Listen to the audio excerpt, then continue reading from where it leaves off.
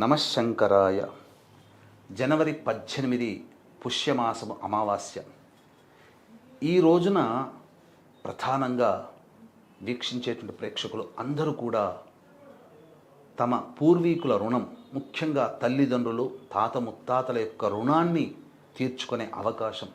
మనకు 5,000 నోట్లోకి పోతున్నాయంటే వాళ్ళు చేసిన పుణ్యకర్మల ప్రభావమే. ఇదంతా మనం పొందే భోగభాగ్యాలన్నీ వాళ్ళు పంచిపెట్టిన అదృష్టమని గుర్తుంచుకోవాలి.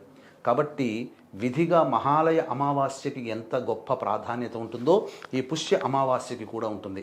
కాబట్టి ఎవరైనా కానీ మనకు శాస్త్రంలో చెప్పబడినటువంటి నదీ తీరంలో కానీ సాగర సంగమ ప్రదేశంలో కానీ ఎవరైతే పెద్దల కోసమే పిండ ప్రదానము తర్పణాది కార్యక్రమాలు చేసి వస్త్రదానము చేస్తారో వారి యొక్క పైన 21 తరాలలో పితృదేవతలు అందరూ కూడా ఎవరైనా రౌరవాది నరక కూపంలో పడి బాధపడుతుంటే వాళ్ళందరికీ కూడా స్వర్గాధిపత్యము పొందే పుణ్య ఫలితాన్ని ఈ వారసులు అందించిన వాళ్ళు అవుతారు. ఇంతటి అవకాశాన్ని ఎవ్వరూ మిస్ చేసుకోకండి.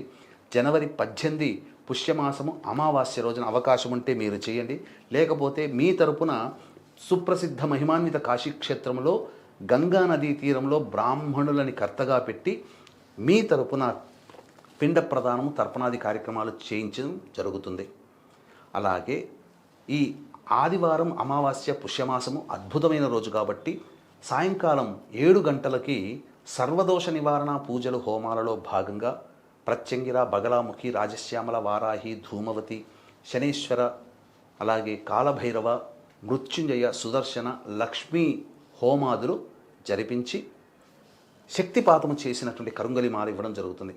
అవకాశం ఉన్న వాళ్ళు సాయంకాలం 7 గంటల లోపల జనవరి 18 ఈ లోపల స్క్రీన్పై కనిపిస్తున్న నెంబర్కి కాంటాక్ట్ చేసి మీ గోత్రనామాదులు నమోదు చేసుకోవచ్చు.